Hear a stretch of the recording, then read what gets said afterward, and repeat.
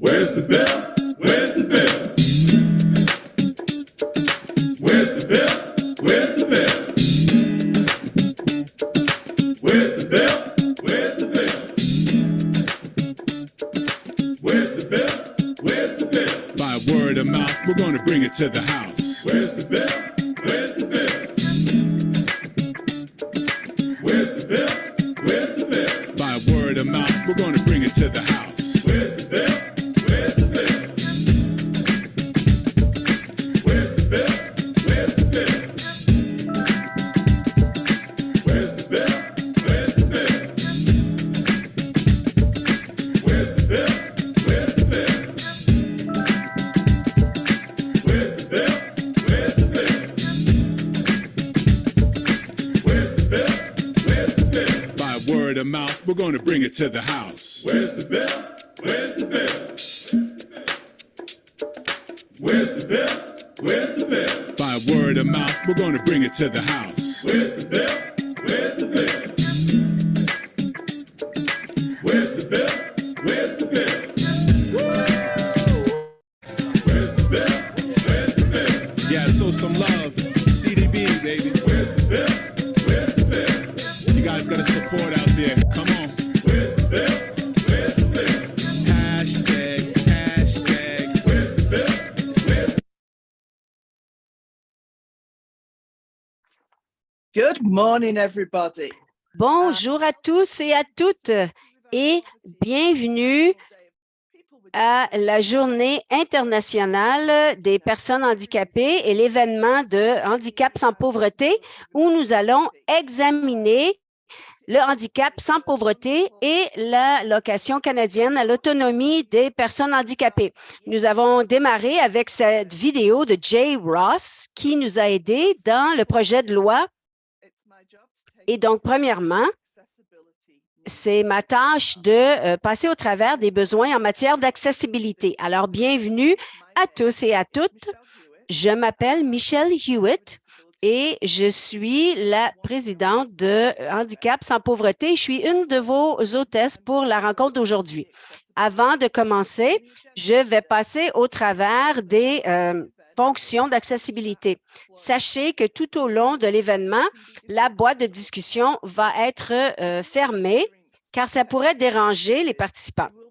Si vous avez des difficultés techniques, vous pouvez envoyer un message aux autres et aux panélistes seulement.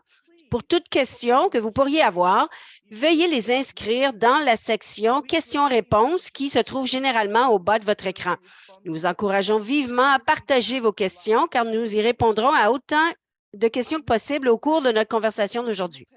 La rencontre d'aujourd'hui est présentée avec un service d'interprétation simultanée en anglais et en français, l'interprétation en langage des signes du Québec et en ASL, le sous-titrage en anglais et le français. Veuillez prendre un moment pour ajuster vos paramètres. Premièrement, veuillez sélectionner votre langue préférée, anglais ou français. Pour ce faire, sélectionnez l'option Interprétation dans votre menu Zoom. Une fois que vous avez sélectionné cette fonction, vous n'avez plus besoin de modifier les paramètres durant la présentation. Vous devez sélectionner une langue même si vous souhaitez entendre cette présentation en anglais. Si vous utilisez un appareil mobile tel qu'un téléphone ou une tablette, vous pouvez trouver les fonctions d'interprétation sous plus. Pour ceux et celles qui ont besoin d'interprétation en langue ASL ou LSQ, nous mettrons en lumière ces éléments tout au long de la présentation. Inutile de faire quoi que ce soit, ceux-ci resteront automatiquement sur votre écran. Pour activer les sous-titres, veuillez sélectionner les options sous-titres dans votre menu.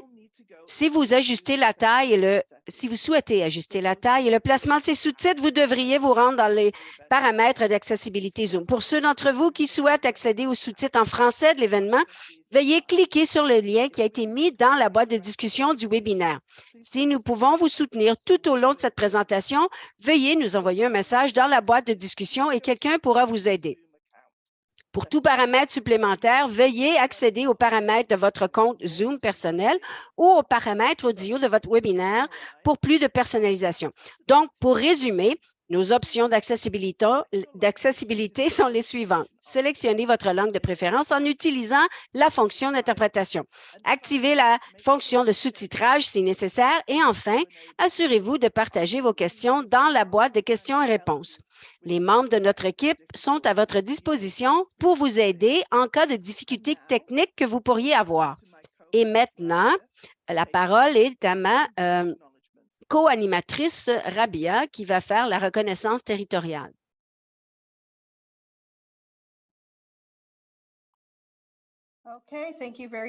D'accord, merci beaucoup, Michel. Bonjour et bon après-midi à tous et à toutes. Si vous avez remarqué, Michel a dit bon matin parce qu'elle est sur la côte ouest et moi, je vous dis bon après-midi parce que je me trouve en Ontario. Bienvenue. Tout d'abord, j'aimerais reconnaître les Premières Nations, les communautés des Premières Nations autochtones, Métis et Inuits, nos ancêtres, les habitants originaux de l'île de la Tortue, envers qui nous sommes très reconnaissants pour nous permettre de vivre sur ces territoires, car ceux qui sont les colons et qui appellent cet endroit chez eux, nous voulons partager notre reconnaissance à tous ceux et celles qui ont maintenu et protégé ce magnifique pays d'un océan à l'autre. Et nous sommes engagés à la vérité et la réconciliation. Merci beaucoup, Rabia. Alors aujourd'hui, nous voulons prendre le temps de partager notre parcours Handicap sans pauvreté pour vous raconter ce qui s'est passé et ensuite, nous allons avoir quelques temps pour la séance des questions-réponses. J'espère que vous allez pouvoir nous faire parvenir vos questions-réponses afin de voir comment nous allons pouvoir y répondre. Alors, je vais maintenant donner la parole à Rabia et lui demander de nous offrir un résumé d'où notre mouvement a commencé en 2021 et 2022. Michel, je crois que nous devons mentionner qui nous sommes à Handicap sans pauvreté. Je suis la directrice nationale et vous êtes, moi, je suis la présidente. Désolée, c'est quand même le matin et je me trouve ici à Kelowna, en Colombie-Britannique, où il fait 5 degrés ce matin. Et moi, je suis située à Mississauga, en Ontario, et comme je l'ai mentionné, je suis la présidente. Je suis une personne qui vit en situation de handicap. Je suis aveugle et évidemment, nous œuvrons au sein du mouvement « Rien pour nous sans nous ». Et oui, Michel, il est très tôt pour vous sur la côte ouest. Et c'est un peu un défi pour démarrer si tôt le matin. Le fait qu'il y a un nombre limité d'heures dans la journée où vous pouvez pleinement participer comme vous le voulez. Oui, vous me connaissez très bien. Je suis aussi en situation de handicap. J'ai la sclérose en plaques. Vous allez me voir bouger d'un côté à l'autre parce que je suis dans un fauteuil roulant électrique et souvent, la fatigue n'est pas mon ami. Et j'essaie de ne pas toucher à mon visage aujourd'hui parce que j'ai une éruption de psoriasis. Et donc, aujourd'hui, je ne suis pas comme je suis à l'habitude. Et donc, je m'excuse à l'avance si vous me voyez éloigner mes mains de mon visage. Alors, Rabia, oui, je vais définitivement raconter notre histoire, le contexte historique de notre genèse. Et donc, tout ça a commencé durant la pandémie.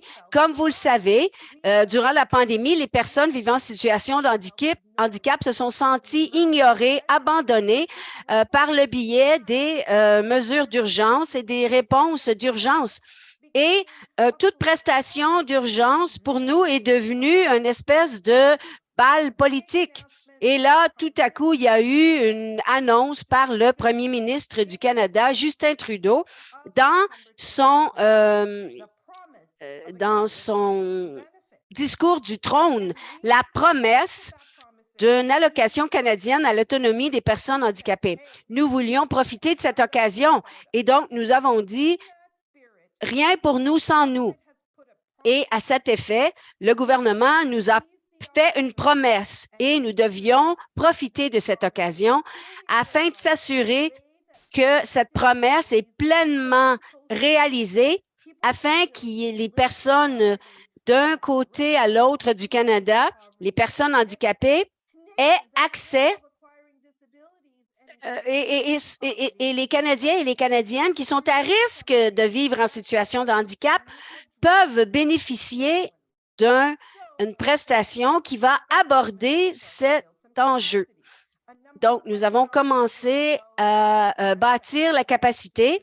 Nous avons organisé plusieurs webinaires par le biais de l'Institut Plan pour discuter à quoi pourrait ressembler cette prestation, à quoi est-ce que le genre de capacité que nous pourrions bâtir. Il y a des centaines de personnes qui ont participé à ces webinaires. Et ici, le mouvement Le handicap sans pauvreté a été établi au début de 2021. Au début, j'étais coprésidente avec Luca Patuali. Luca est toujours là et il vous envoie ses salutations, mais il doit se préparer pour toutes ses prestations pour ébahir les gens de partout au monde. Et donc, ensuite, nous avons établi une table de discussion. Et moi, en tant que personne vivant en situation de handicap, j'ai dit on a besoin d'amener d'autres personnes racisées autour de la table. Et donc, j'ai invité d'autres personnes qui pourraient véritablement refléter les personnes vivant en situation de handicap partout au pays, provenant de différentes régions, de différents milieux. Et autour de notre table de leadership, nous avons aussi organisé un groupe de bénévoles qui ont fait de la recherche et du design, nous ont donné des données et nous ont partagé à quoi pourrait ressembler cette allocation à l'autonomie des personnes handicapées. Nous avons commencé à travailler avec d'anciens partenaires, de nouveaux partenaires, différents acteurs qui ont partagé leur énergie, leur momentum au sein de ce groupe. Alors, qu'est-ce qui est arrivé d'autre en 2021? Bien, nous avons commencé à revendiquer pour une allocation canadienne à l'autonomie des personnes handicapées. Au fur et à mesure que nous avons amassé des informations, nous avons commencé à parler à la ministre Carla Qualtrough, notre championne interne au sein du gouvernement. Elle a reçu le mandat ou la lettre de mandat de travailler à l'élaboration d'une allocation canadienne à l'autonomie des personnes handicapées en tant que plan d'action du Canada. Alors, le gouvernement a présenté le projet de loi C-35 et ensuite, le Parlement a été dissous. Nous avions eu des conversations avec le premier ministre. Nous avions eu un sondage Angus Reid où 80% des Canadiens et des Canadiennes ont dit « Il est temps de mettre fin à la pauvreté pour les personnes vivant en situation de handicap ». Et donc, le projet de loi a été présenté et passé en première lecture et ensuite, une élection a été déclenchée. Nous étions tellement déçus.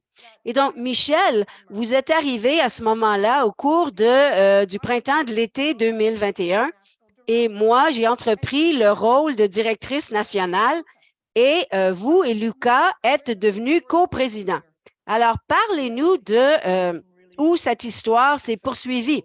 Oui, vous m'avez laissé des grandes chaussures à aborder. Et donc, au fur et à mesure que nous avons pris de l'avance, si je reprends cette partie de l'histoire, donc nous sommes à l'été de 2021 et nous sommes en campagne électorale. Et nous, à Handicap sans pauvreté et toute la communauté de personnes vivant en situation de handicap doivent s'assurer que nous sommes entendus. Nous avons constamment présenté les mêmes messages. Nous avons demandé que cette allocation ou prestation canadienne pour les personnes vivant en situation de handicap soit mise en œuvre, qu'il n'y ait pas de délai que les Canadiens et les Canadiennes handicapés soient inclus dans l'élaboration de la politique pour la prestation canadienne pour personnes vivant en situation de handicap.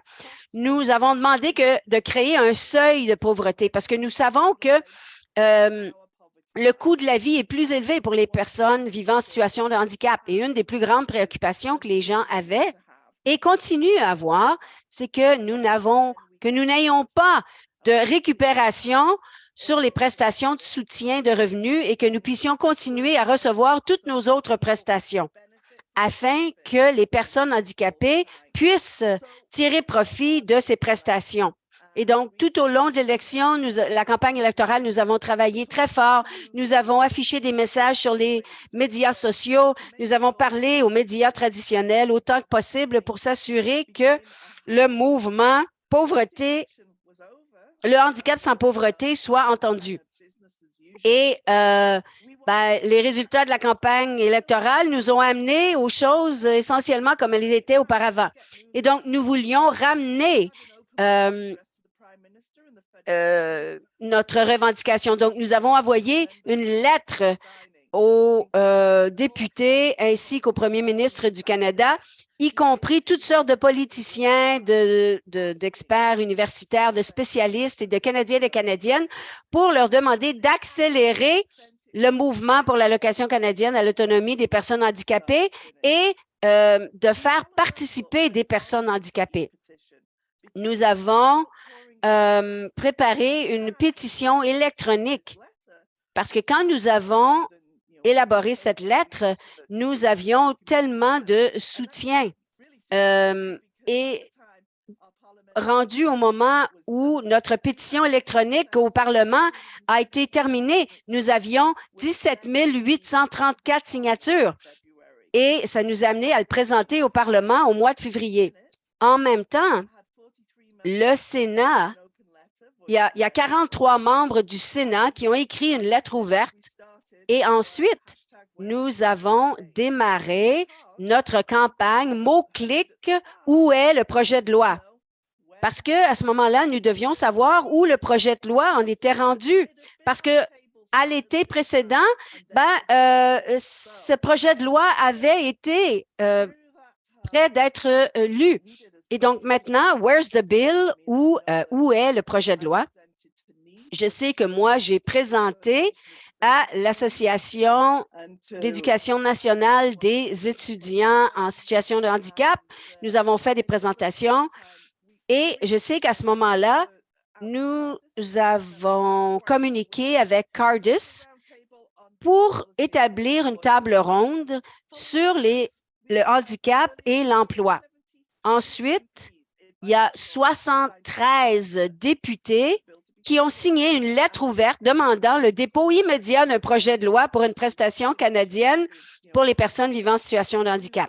Et donc, le Bloc québécois, ensuite, il y a eu une centaine de personnes. Ensuite, il y a eu la pétition parlementaire qui a été approuvée par Mike Morris et c'est la personne qui a organisé la lettre ouverte en demandant aux députés de la signer. Nous avons organisé un webinaire avec moi-même, Brad Page, et nous avons eu une conversation sur l'allocation canadienne à l'autonomie des personnes handicapées. Et Rabia travaille aussi avec Perspectives with Diverse Communities à l'Université Memorial. Donc, on voulait vraiment avoir une représentation et une participation d'un océan à l'autre. Et rendu au mois de mai, tout à coup,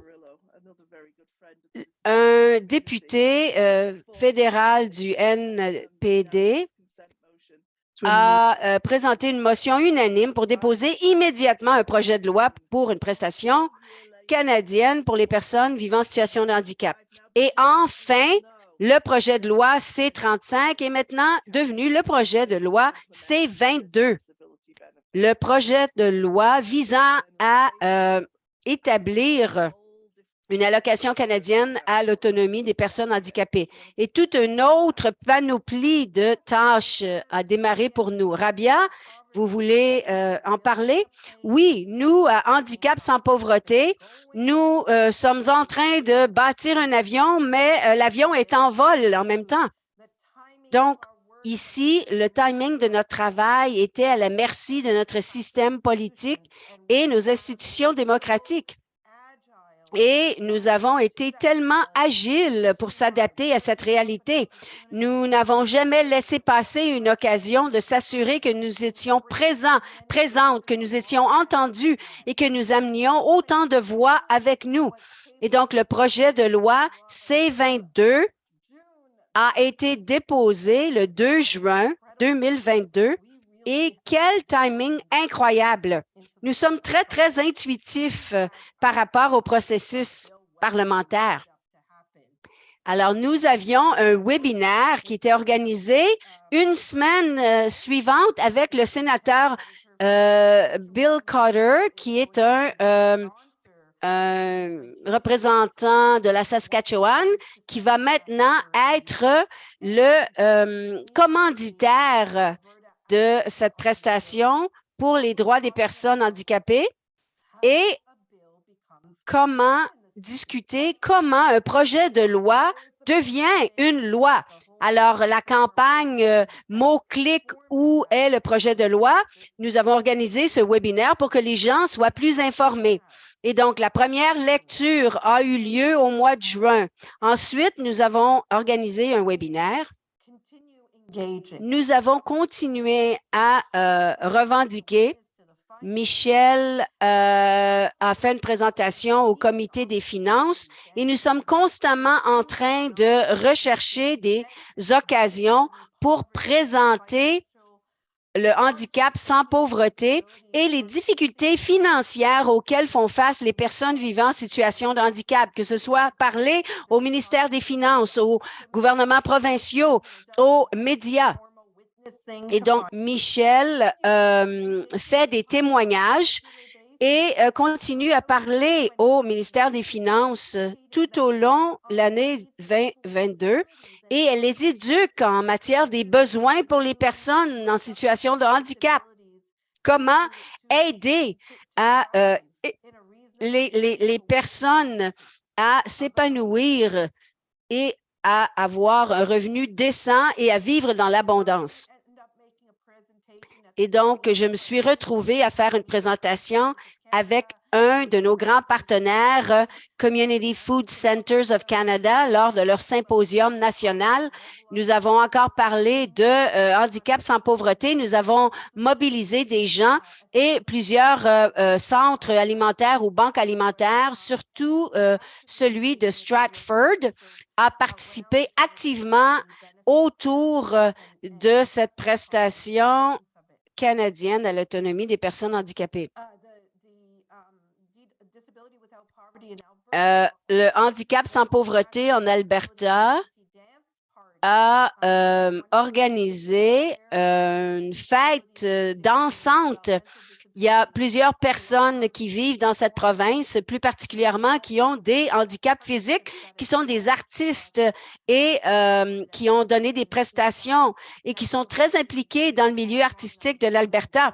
Et donc, nous étions en ligne sur Zoom et nous avons amené les gens à parler, à réfléchir, à bouger et à parler de ce projet de loi pour une allocation canadienne à l'autonomie des personnes handicapées. Et donc, lorsque nous sommes arrivés au mois de septembre, nous devions parler de la conception de cette prestation ou cette allocation. Notre amie et la professeure Jennifer Robson a été invitée. Entre-temps, j'ai visité Ottawa pour avoir des conversations informelles avec les gens. Je suis revenue inspirée en disant, nous devons nous rendre à Ottawa pour revendiquer ce projet de loi afin qu'il soit envoyé en deuxième lecture et que ce soit adopté en 2022. Et je dois mentionner, Rabia, vous m'avez dit, il faut aller à Ottawa.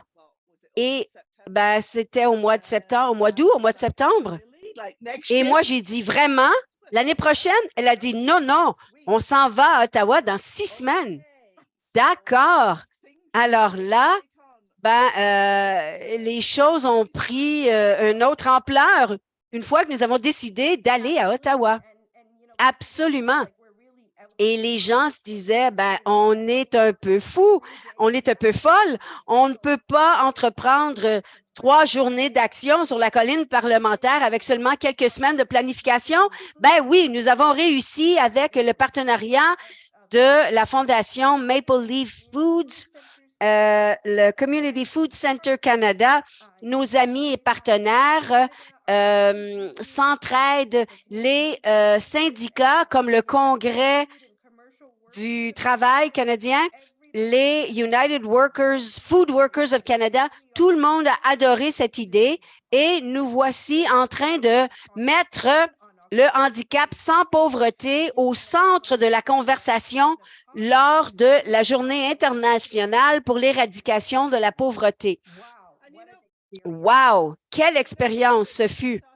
Et vous savez, Rabia, quand nous avons commencé à planifier cela, nous pensions que lorsque nous étions pour arriver à Ottawa, nous ferions un plaidoyer pour une deuxième lecture. C'était notre planification initiale. Nous voulions faire avancer la deuxième lecture de ce projet de loi. Mais au lieu de cela, ben, en fait, je vais tout simplement mentionner que nous avons été un peu ébahis quand nous sommes arrivés au 20 septembre. Ottawa a entendu que nous arrivions en ville. Et ils se sont dit, « Ah, mon Dieu, toutes ces personnes handicapées vont converger sur la colline parlementaire. » Alors, ils ont décidé d'adopter à l'unanimité ce projet de loi pendant que nous étions là. Ils l'ont soumis en deuxième lecture le 20 septembre. Et quand nous étions sur place le 18 octobre, nous étions présents et présentes pour les voir adopter ce projet de loi. Nous nous imaginions des dizaines et des douzaines de députés, de ministres avec une réception sur la colline parlementaire avec la ministre qui a été représentée et nous avons célébré et démontré cette unité sur la colline parlementaire le 19 octobre lorsque nous nous sommes ralliés pour faire adopter le projet de loi de l'allocation canadienne à l'autonomie des personnes handicapées. Alors, où en sommes-nous rendus maintenant? Eh bien, nous avons témoigné et donc le projet de loi est passé en deuxième lecture et ensuite est allé à un comité qui passe en revue ce genre de projet de loi. Nous avons déjà rencontré plusieurs membres de ce comité. Nous avons témoigné devant ce groupe. Il y a eu des audiences à huis clos. Il y a eu certaines modifications qui ont été discutées. Ils vont se rencontrer lundi pour continuer la conversation et nous espérons très bien que la troisième lecture va être notre cadeau de Noël, notre cadeau des fêtes, parce que nous voulions nous assurer que ce projet de loi soit accéléré, rendu à ce stade-ci, mais malheureusement, la politique fonctionne selon son propre calendrier. Donc, nous avons revendiqué autant que nous avons pu, mais ça a déclenché beaucoup plus de conversations que de débats. En général, les personnes vivant en situation de handicap sont unies en proclamant l'accélération de ce projet de loi parce que c'est une urgence nationale. Les personnes vivant en situation de handicap vivent en situation de pauvreté. Ça ne devrait pas être le cas. Ces personnes ne devraient pas faire appel l'assistance à mourir, l'aide à mourir, pardon. Il y a des personnes qui sont oubliées ici au Canada. Le 1,4 million de personnes qui vivent en situation de handicap, qui ont été laissées de côté de plus en plus et qui se retrouvent de plus en plus en situation de pauvreté. Et donc, durant la pandémie, ils ont vécu des moments difficiles. Maintenant, nous faisons face à l'inflation. Les prix des denrées alimentaires sont à la hausse. Les personnes handicapées vivent dans une situation pire qu'elle était auparavant.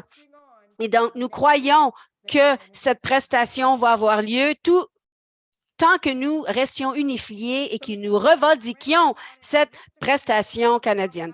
Alors, Michel, je parle avec beaucoup de passion, mais j'ai peut-être sauté quelques...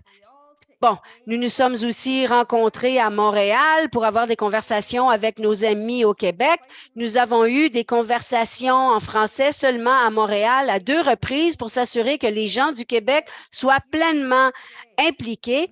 Et nous voici aujourd'hui. Nous continuons à rencontrer des politiciens, des sénateurs afin de leur faire comprendre à quel point il est important de faire adopter cette loi afin d'instaurer l'allocation canadienne à l'autonomie des personnes handicapées. Oui, nous avons toutes deux une liste et parfois nous sautons certaines choses à cause du débit de notre conversation. Oui, désolé. La semaine dernière, j'ai oublié de parler de la semaine dernière. Oh là là! Il y a tellement de choses qui sont arrivées. La semaine dernière, j'ai eu le plaisir d'être à Ottawa avec des amis et des alliés et j'ai participé à la réception de la ministre Qualtrough et j'ai entendu l'engagement politique de la part du premier ministre, des députés et du député qui commandite ce projet de loi. J'ai rencontré des sénateurs d'autres partis politiques, d'autres représentants et aussi nos amis et nos alliés au sein de différents organismes nationaux et nous avons répété à quel point c'est important pour nous de continuer cette conversation et de mettre de la pression. Alors, il y a eu toutes sortes d'activités pour moi et nous tous à Handicap sans pauvreté en 2022. En effet, et vous tous qui êtes à l'écoute avez participé. Comme je l'ai mentionné, nous avons eu presque 18 000 signatures sur la pétition électronique. Et si nous remontons au mois de septembre, au moment où le projet de loi est passé en 2e lecture, nous avons lancé une tempête Twitter et nous avons eu 8 000 gazouillis avec notre mot-clic « Où est le projet de loi ?» Et quand je parle de nous, c'est nous tous. Alors, je sais que plusieurs d'entre vous recevez notre infolettre et que vous la lisez. J'apprécie énormément tout le temps que les gens prennent pour nous écrire. Nous voulons que vous sachiez que sans votre participation active, cette allocation canadienne à l'autonomie des personnes handicapées ne serait pas rendue où elle est rendue aujourd'hui. Vos voix et vos commentaires sont si importants. Nous lisons tout ce que vous nous envoyez, même si nous ne vous répondons pas immédiatement ou du tout. Nous mentionnons certainement vos commentaires, vos opinions et vos besoins. Et nous amenons toujours ça avec nous. Alors, veuillez rester impliqués. Continuez à nous suivre sur les médias sociaux et à recevoir notre infolettre. Rabia, est-ce que vous aimeriez parler de où vous croyez que nous pouvons nous diriger rapidement? Dans notre cœur, dans notre âme, nous croyons vraiment, nous voulons vraiment que ce projet de loi va être adopté cette année. Nous croyons que ça ne se passera pas parce qu'il va y avoir une pause de la Chambre des communes très bientôt. Et donc, c'est le temps des fêtes, mais nous espérons bien qu'au début de l'année, nous allons continuer à appeler nos députés, appeler nos circonscriptions, envoyer des courriels au premier ministre, tout simplement communiquer avec les politiciens d'Ottawa pour leur dire d'achever ce travail, de faire en sorte que ce projet de loi devienne loi en 2023, aussitôt que possible. Mais pour le moment, il faut que ce projet de loi passe en 3e lecture avant la pause des fêtes, afin que ce soit sur l'ordre du jour dès le début de la reprise des débats parlementaires. Entre-temps, nous allons continuer à informer les gens, éduquer les gens, afin que ce projet de loi puisse recevoir le consentement royal afin que ça peut être budgété parce que nous voulons nous assurer que les règlements soient pardon, que la prestation puisse répondre aux besoins et aux opinions des personnes vivant en situation handicapée et que ça fasse partie de la conception. Ottawa doit apprendre à faire les choses différemment. Nous sommes prêts à travailler avec eux pour faire une différence. Le projet de loi doit être meilleur. Nous ne voulons pas prendre des choses du passé, nous voulons aller de l'avant. Donc, encore une fois, nous voulons continuer à revendiquer pour la conception et la livraison de cette allocation nationale et nous devons voir cette loi dans le budget de 2023.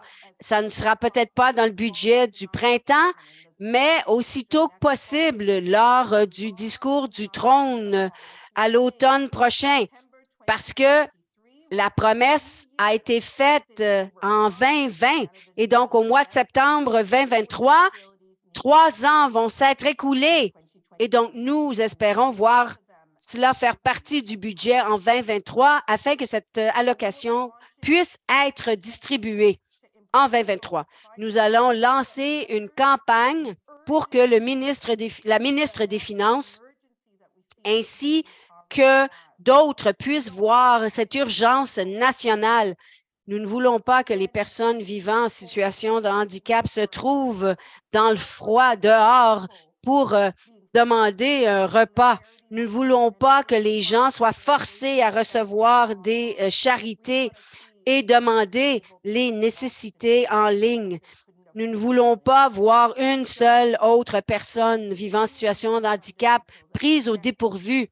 Donc, c'est essentiel que les 22 de personnes vivant en situation de handicap au pays reçoivent cette prestation. Toutes les personnes qui nous aiment, qui prennent soin de nous, soient nos alliés et nous voulons parler avec une seule voix, un seul message et de faire en sorte que les décideurs politiques savent qu'il faut que ce soit pour nous, rien pour nous sans nous. Parce que si nous ne réussissons pas, j'ai bien peur qu'il n'y a pas moyen de revenir en arrière. C'est incroyable de voir à quel point nous nous sommes rendus dans cette séance-ci. Et comme vous, j'ai beaucoup d'espoir de pouvoir botter le ballon de l'autre côté des buts et que ce projet de loi puisse aller en 3e lecture et ensuite aller au Sénat. Nous avons tellement appris tout au long de ce parcours et tout le temps que ça prend pour que les choses puissent bouger entre une demande de projet de loi jusqu'à ce que cette loi soit mise en œuvre.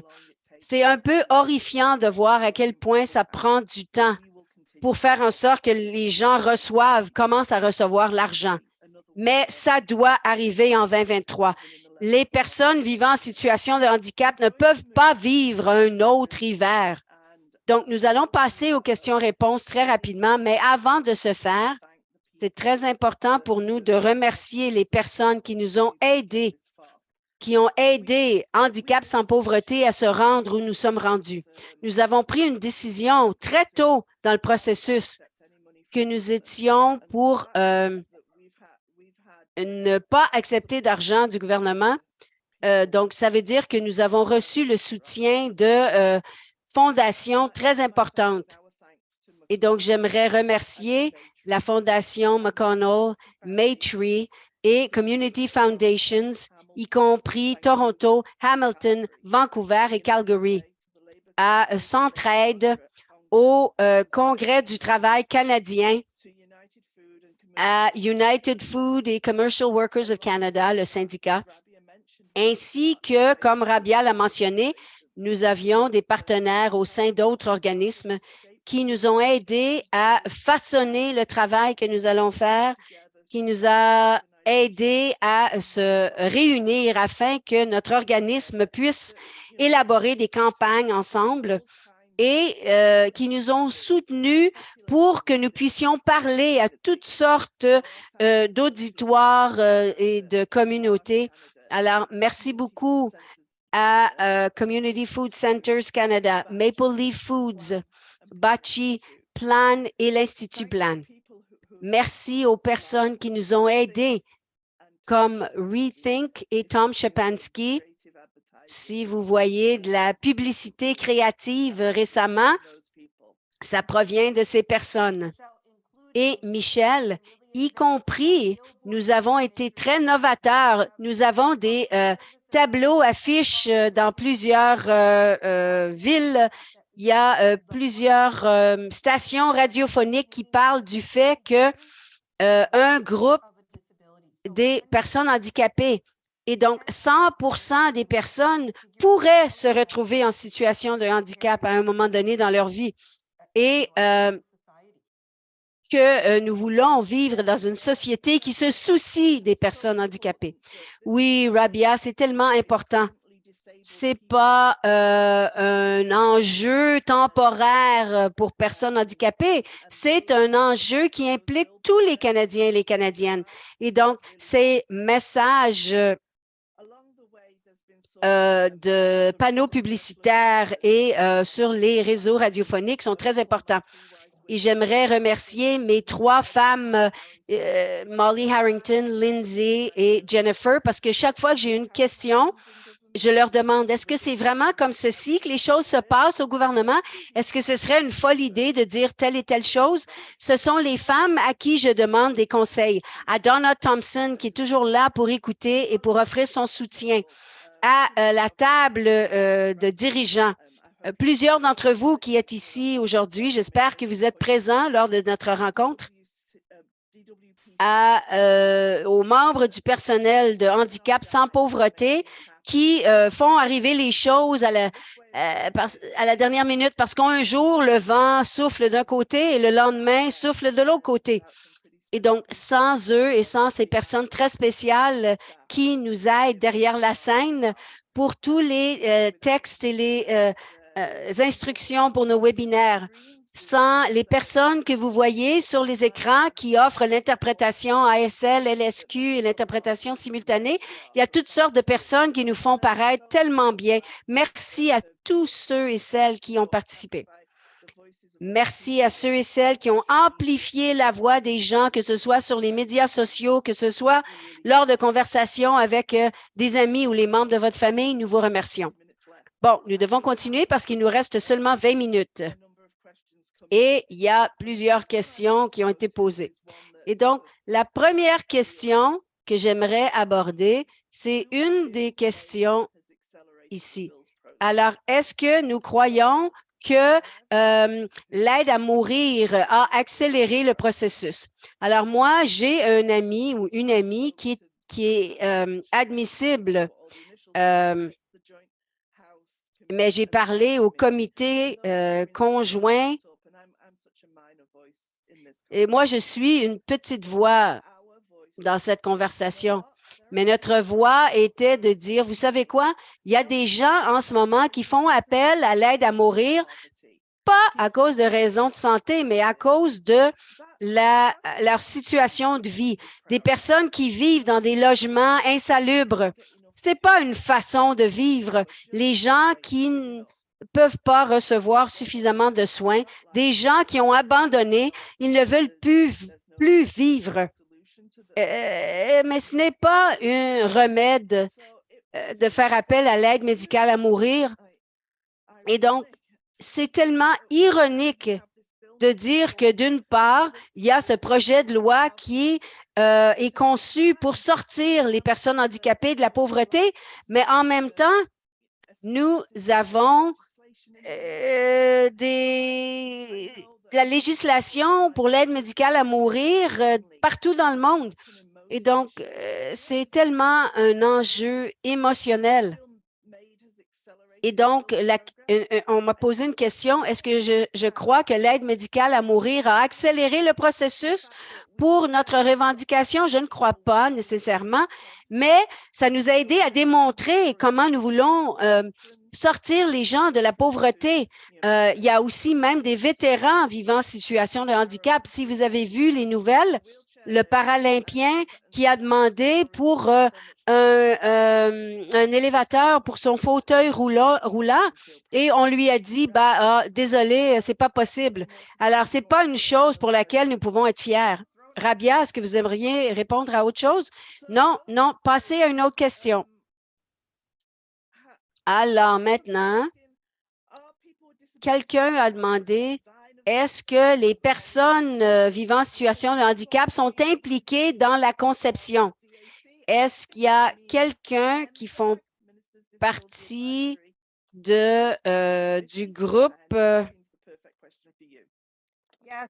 Ça semble être la question parfaite. Oui, je fais partie du conseil consultatif qui va devenir un conseil consultatif à l'avenir. Et je fais partie de ce conseil. Je vais continuer à l'être aussi longtemps que je le peux afin de m'assurer que je sois au courant de ce qui se passe et que je puisse continuer à revendiquer l'urgence pour cette allocation canadienne pour personnes handicapées. Nous avons parlé à beaucoup de bureaucrates, beaucoup de fonctionnaires. Nous allons continuer à avoir ces conversations de façon informelle et de façon formelle autant que possible. Et nous revendiquons pour cette co-création. Nous voulons faire partie de la conception, de la mise en œuvre et de la livraison de cette prestation pour personnes vivant en situation de handicap. La prochaine question est la suivante. Est-ce qu'il y a eu des modifications qui ont été apportées au projet de loi? Et nos amis ont envoyé un gazouillis hier. Et donc, si vous êtes sur Twitter, vous pouvez trouver des choses. Et si vous allez au site Internet de HUMA en lettres majuscules, ça va vous amener au site Internet de ce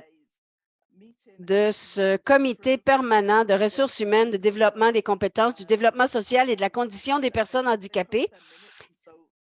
Ils vont afficher leurs procès-verbaux. Vous allez alors être en mesure de les lire. Mais hier, vous savez, il y a eu plusieurs modifications. Une des modifications était d'ajouter une définition de handicap à partir de la loi sur le handicap. Il y a une autre modification qui a exigé que la prestation soit indexée par rapport à l'inflation. Et nous avons aussi ajouté le mot « adéquat ». Une des déceptions était qu'ils ont retiré un libellé qui parlait de la personnalisation. C'est tellement un langage technique. Et donc, nous voulons nous assurer qu'il y ait une réglementation, prenne en considération le seuil de pauvreté officiel et offre un montant adéquat à cette allocation. Alors, voici le risque. Ces amendements ou ces modifications ont été approuvés par ce comité, mais il reste à voir comment le vote va se produire. Une fois que le comité va avoir terminé son travail, et le ramène à la Chambre des communes pour cette troisième lecture. Ensuite, il va y avoir un vote. Donc, nous aimerions voir cet aspect d'unanimité, mais nous ne sommes pas certains. C'est ce qui nous amène à notre prochaine question. Alors, combien de temps est-ce que ce comité va prendre? Ils doivent avoir au moins une autre rencontre qui va avoir lieu lundi. Et après cela, il va y avoir un rapport et nous espérons que ça passe en troisième lecture. Mais vous savez, nous sommes rendus le 8 décembre et donc, il y a quelqu'un qui a posé la question, qu'est-ce qui se passe après la troisième lecture?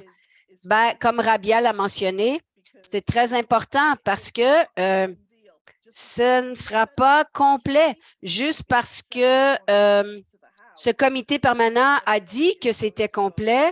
Ben, ça ne veut pas dire que tout le monde va voter oui.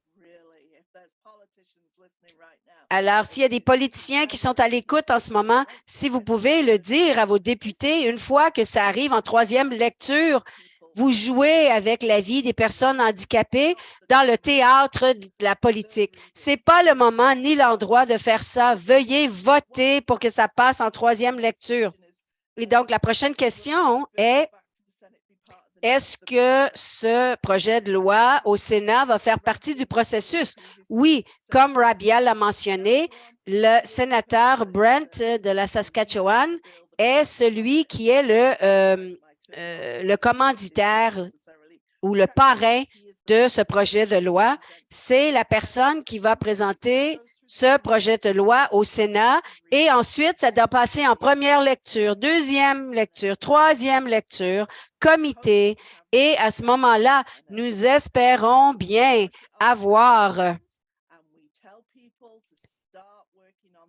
la sanction royale et nous espérons bien qu'à ce moment-là, la voix des personnes handicapées soit autour de la table afin de co-créer tous les détails qui vont faire partie de que nous recherchons pour cette allocation canadienne à l'autonomie des personnes handicapées. Et plusieurs des questions ici ont à voir avec tous ces détails. Et donc, vous savez, qu'est-ce qu'il y en est de la quantité, de l'admissibilité et toutes ces choses? Ben,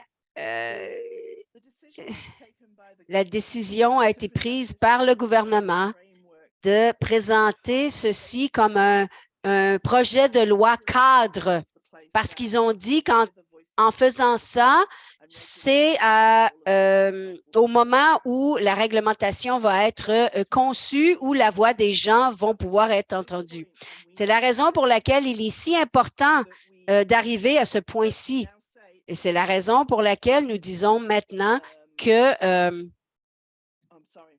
désolée, j'étais en train de lire une question. Oui, c'est ce que j'ai mentionné. Après la troisième lecture, ce n'est pas encore la sanction royale, mais les comités des personnes handicapées de partout, oui. Après la troisième lecture, ça passe au Sénat. Et là, ensuite, il doit faire une première lecture, deuxième lecture, troisième lecture au Sénat. Et ensuite, ça reçoit la sanction royale. Ensuite, ça devient une loi. Et après cela, il va y avoir essentiellement la voix des personnes. Et donc, une personne a posé la question, comment s'assurer que ça va être fait au niveau provincial? Ben, on aimerait bien le savoir. Nous allons continuer à revendiquer et à veiller à ce qu'il n'y ait pas de récupération. Et c'est à ce moment-là où vos représentants provinciaux, vos ministres de l'Assemblée nationale au Québec, par exemple, vont devoir prendre des décisions. Et on ne peut pas perdre le soutien financier, mais nous ne pouvons pas perdre les programmes, les biens et les services existants sur lesquels les personnes handicapées se fient. Enlever un laisser-passer d'autobus et comme enlever le moyen de se déplacer d'une personne. Et oui, nous avons une stratégie provinciale. Nous savons que dans certaines provinces vont définitivement vouloir récupérer des prestations. C'est la raison pour laquelle nous parlons aux provinces et nous voulons que tout le monde soit impliqué. Nous devons entendre vos histoires, vos témoignages. Nous devons les entendre. Vous devez les envoyer par écrit. Vous devez en parler publiquement. Vous devez parler aux médias. Vous devez écrire des blogs, des vlogs, de convaincre les gens que les personnes qui vivent en situation de pauvreté, c'est suffisant. Nous ne voyons pas qu'il y ait des mains avares qui veulent sauver de l'argent sur le dos des personnes handicapées. C'est assez. Le moment est maintenant parce que nous voulons faire les choses différemment. Nous n'allons pas laisser les personnes handicapées de côté. Donc, alors, Rabia, je te pose cette question. Pourquoi est-ce que nous voudrions un projet de loi qui passe au travers du Parlement rapidement plutôt qu'une loi qui va prendre un certain temps, qui va entendre tout le monde, mais qui va être meilleure? Ben, est-ce que c'est le temps d'attendre pour une personne qui a recours à l'aide médicale à mourir ou quand une personne ne peut pas être elle-même, ne peut pas acheter les médicaments dont il ou elle a besoin parce qu'elle souffre tous les jours?